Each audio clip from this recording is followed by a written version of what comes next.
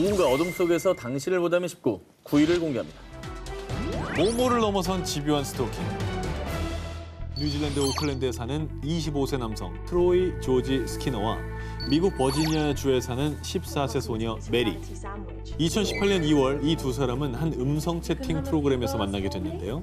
채팅으로 만났지만 두 사람은 금세 절친이 되어 서로의 일상생활을 공유하며 4개월간 친밀한 관계를 이어갔습니다. 근데 오늘 주제가 주제인 만큼 벌써부터 불안감이 엄습해 오네요. 그런데 말입니다. 혹시 옷 벗고 찍은 영상 보내줄 수 있어? 네가 너무 보고 싶고 궁금해서 그래.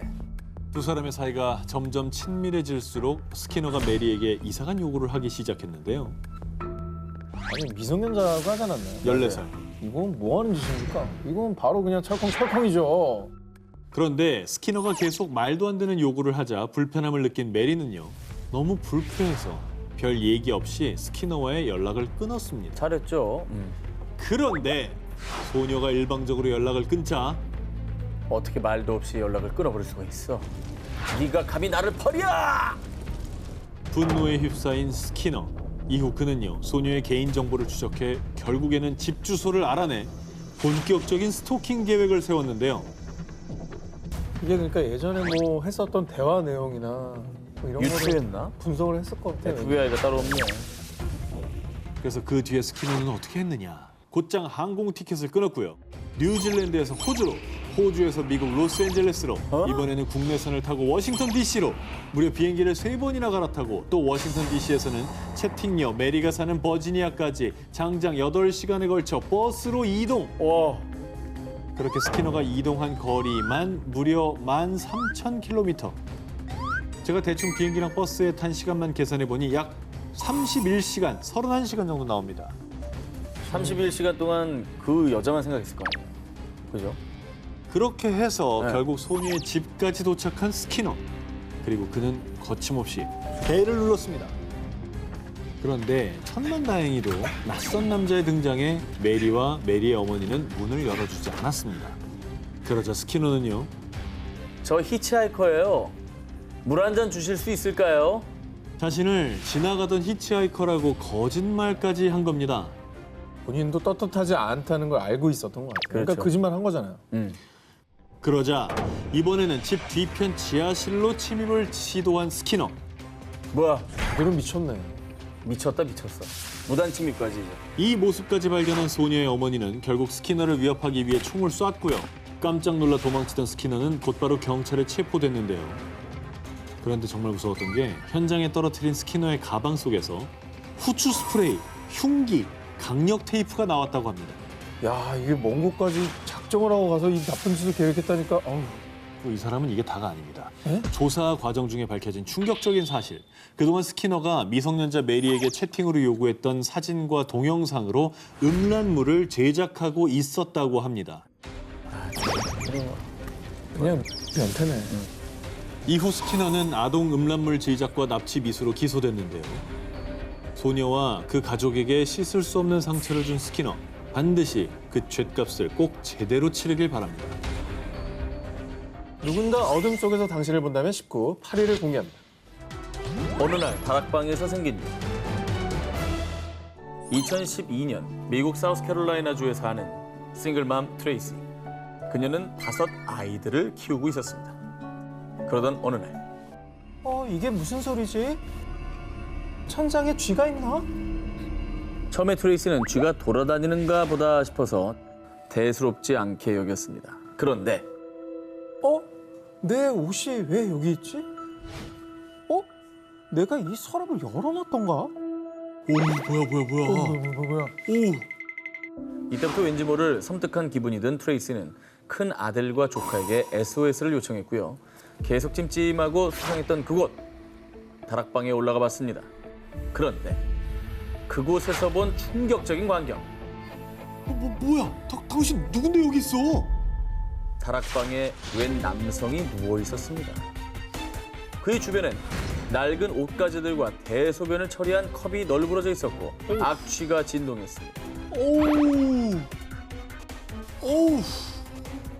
그런데 저 사람이 여기에 왜 있는 거야? 다락방에 숨어있던 남자가 누구였느냐? 트레이시가 무려 12년 전에 헤어졌던 전 남자친구였습니다. 와, 이거 진짜. 와. 그러니까 12년 전에 헤어진 남자친구가 음. 왜 애 5을 키우는 이전 여자친구 집에 숨어 들어간 겁니까?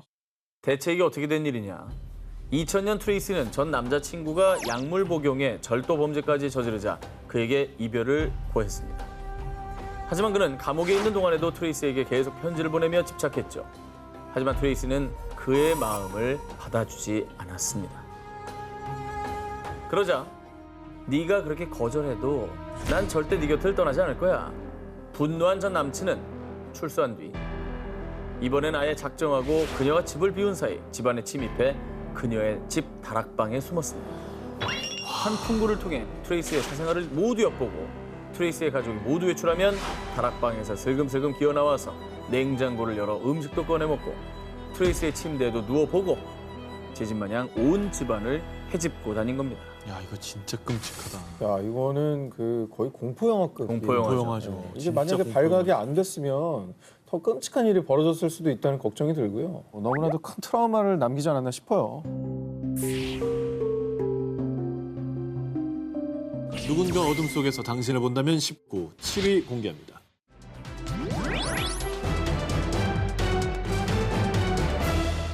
(2018년) 영국에서 있었던 일입니다. 어느 날 스테파니의 집으로 한 남성이 찾아왔는데요. 아, 옆집에 이사 온 피터예요. 앞으로 잘 지내요. 그는 스테파니를 만날 때마다 늘 환하게 웃으며 인사하는 친절한 사람이었습니다. 아유, 무거울 텐데 이리 줘요. 힘든 일 있으면 언제든 날 불러요. 이웃 남성 피터의 밝은 성격 덕분에 스테파니는 그와 금세 친해졌는데요. 그런데 말입니다. 어느 날 피터의 말을 들은 스테파니는 갑자기 머리가 하얘지고 말았습니다. 그 이유, 어젯밤에 늦게까지 통화하던데 잘 잤어요? 근데 밤에 목소리가 더 예뻐지는 것 같아요. 이게 뭔 말이죠? 그러니까 방음이 잘 안 되나? 뭐 그럴 수도 있잖아. 방음이 잘 안 돼가지고. 자, 스테파니가 어젯밤 늦게 친구와 통화한 걸 피터가 알고 있는 것이었습니다. 그리고 이때 스테파니의 머리를 스친 불길한 기억. 며칠 전 친구와 통화할 때 오늘 온다고? 그럼 옆집 남자가 차고를 안 쓰거든. 그 앞에 주차하면 돼. 그런데 다음 날 항상 비어있던 차고 앞에 떡하니 주차돼 있는 피터의 차량. 마치 그날 차고 앞에 누군가 주차를 할 걸 알고 있었다는 듯이 말이죠. 야, 그럼 그날도 들었네. 그날도. 스테파니는 피터가 자신을 지켜보고 있다는 생각이 들자 갑자기 소름이 돋았습니다. 그리고 그녀는 집안을 샅샅이 뒤져봤습니다. 그런데 정말 소스라치게 놀라고만 그녀. 뭐야, 뭔데? 아니 왜요? 자신의 방 옷장 위에서 검은 무언가가 발견됐는데 그것의 정체는 도청 장치를 탑재한 몰래 카메라였습니다. 저 동그라미? 아니, 그러면 남의 집에 침입해서 시야 설치했다고? 벽을 뚫었나? 아니 어떻게 저런 짓을 하지? 너무 소름 끼치는데 진짜. 충격을 받은 스테파니는 곧장 경찰에 신고했고요. 조사 결과 카메라를 설치한 범인은 역시나 옆집 남자 피터. 그동안 스테파니를 몰래 훔쳐보고 있었던 것입니다. 두 얼굴의 사나이였네. 네. 친절한 이웃처럼 뭐 도와주고 했다가 알고 보니까 뒤로는 뭐 추악한 범죄를 저지른 범죄자였던 거잖아요. 야, 이거 와. 법정에선 피터는 너무 외로워서 그랬어요.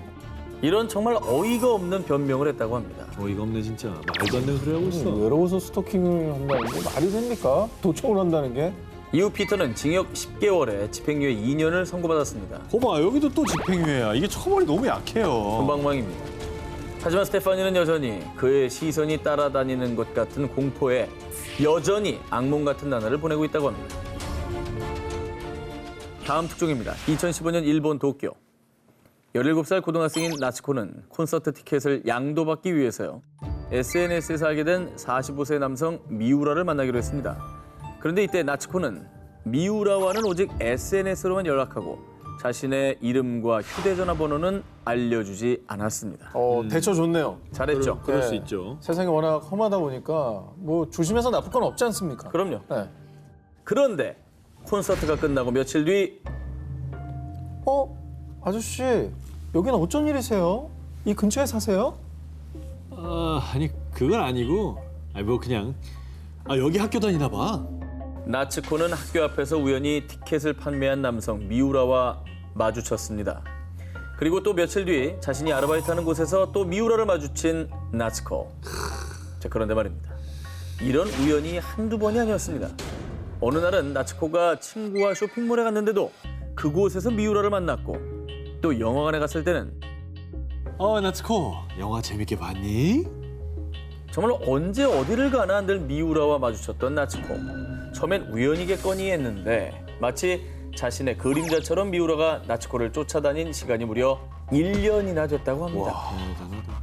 그러면서 점점 두려움과 공포에 떤 나츠코.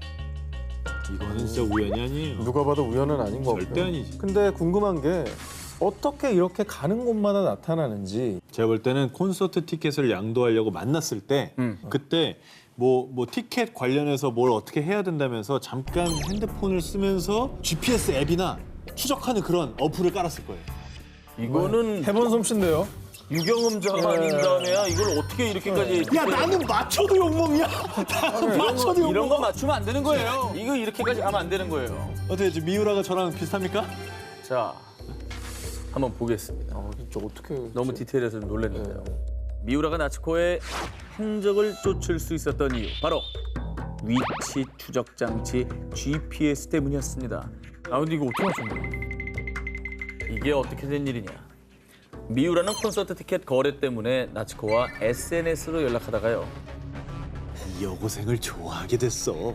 그리고 아예 계획을 세워버린 것이죠. 나츠코를 스토킹하기로 말이죠. 그래서 인터넷으로 소형 GPS 발신기를 구입, 그리고 콘서트장에서 만났을 때 나츠코가 타고 온 자전거 안장에 GPS를 몰래 부착해서요. 이후에 계속 쭉 나츠코의 위치를 확인하고 스토킹했던 것이죠. 진짜 트라벨 스토커들 앞에서도 봤지만 죄질이 너무 나쁩니다. 나쁘죠. 너무 음습하고 짜증나요. 그렇습니다. 두 얼굴을 가진 스토커들, 그들의 추악한 민낯은 언젠가 꼭 밝혀지게 돼 있습니다. 누군가 어둠 속에서 당신을 본다면 19, 5위를 공개합니다. 2017년 1월 미국 서남부의 애리조나주에 사는 여성 제클린 에이드는 온라인 미팅 사이트를 통해 한 남성 벤을 알게 되었습니다. 서로 호감을 가지고 연락을 이어가던 두 사람. 2017년 7월 6개월 만에 드디어 첫 만남을 가졌는데요. 그런데 데스티니, 드디어 나의 운명을 만났어. 이후 제클린은 벤에게 적극적으로 대쉬했는데요. 그런데 제클린, 미안하지만 우린 인연이 아닌 것 같아. 이제 그만 연락하자. 벤은 제클린의 마음을 이렇게 거절했는데요. 자, 도무지 벤을 포기할 수 없었던 제클린. 난 당신을 사랑해. 날 떠나지 마. 하지만 반응이 없자 제클린은 점점 무서운 집착을 보이기 시작했습니다. 날 살인자로 만들지 마. 당신의 로 할 거야. 네 로 만든 초밥을 먹고 젓가락을 만들 거야. 끔찍해. 말이 너무 무섭잖아요, 이거는. 아주 입에 담기도 어려운 이런 끔찍한 협박 메시지를 계속 보낸 제클린. 아니 근데 일상생활이 힘들지 않나요, 저러면? 이 정도 되면 이제 범죄의 영역입니다. 신고해야죠.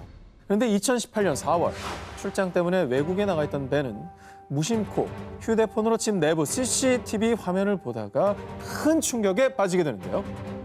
아니 뭐야? 저 여자가 왜 우리 집에 있는 거야? 그의 집 안에 제클린이 있었던 겁니다. 집을 어떻게 알고 들어와요? 이게 자기가 출장이 아니라 집에 있었어 봐. 아이고야. 자, 제클린은 마치 본인의 집인 듯 냉장고도 열어보고 침대에도 눕고 샤워도 하는데 아주 집안 곳곳을 활보하고 다녔는데요. 결국 제클린은 벤의 신고를 출동한 경찰에게 체포되었습니다. 그런데 경찰 조사 중 밝혀진 충격적인 사실. 그녀의 차에서 도축용이 발견된 것입니다. 진짜 하려고 그런 거야? 이 여자는 진짜 그런 생각이 있었던 거야? 자, 그리고 스토킹 기간 동안에 벤에게 보낸 문자 메시지 수가 놀라지 마십시오. 하루 평균 500여 건에 달한다. 하루 종일 문자만 보냈네. 아무것도 안 하고. 500건은 칠 시간도 없겠다. 네. 총 메시지 수를 합하니 무려 16만 건이었다고 합니다. 마지막으로 더 뒷목 잡을 내용이 있는데요. 이후 제클린은 한 인터뷰에서 너무나도 과한 집착이 아니었냐라는 기자의 질문에 원래 사랑은 지나친 거다. 내가 미친 걸 인정하지만 그를 너무 사랑해서 그랬다라는 말을 했다고 합니다. 지금도 그녀는 본인의 잘못을 모르고 있을까요? 만약 이런 일을 똑같이 겪게 된다면 그래도 그걸 사랑이라 여길 수 있을까요? 누군가 어둠 속에서 당신을 본다면 19, 4위를 공개합니다.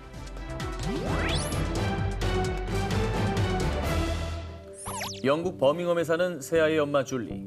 그런데 2019년 11월 어느 날 그녀는 아버지의 전화를 받고 큰 충격에 빠지고 말았습니다.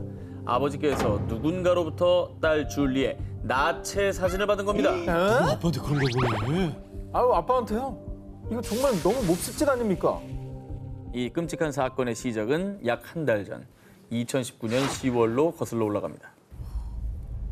줄리는 언젠가부터 길을 걷거나 마트에서 장을 볼 때 심지어 집 앞에서도 자신을 따라다니는 섬뜩한 시선을 느꼈습니다.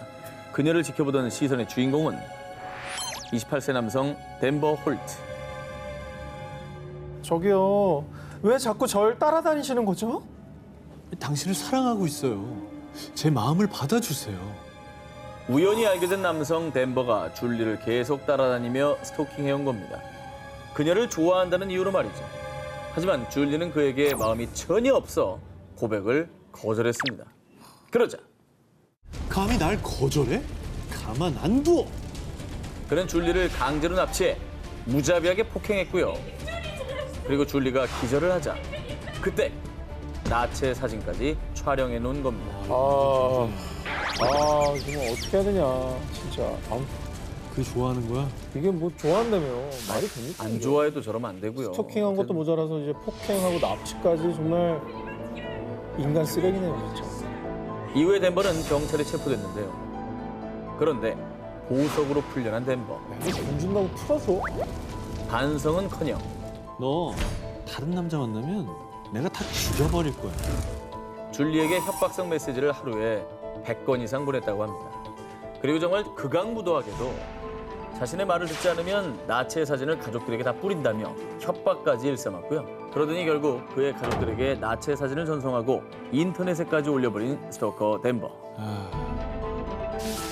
정말 이게 피해자잖아요. 2차 가해가 너무 심하게 주어진 겁니다. 이게 줄리로서는 얼마나 또 수치스럽고 씻을 수 없는 평생의 상처를 남긴 거라고밖에 볼 수 없을 것 같아요.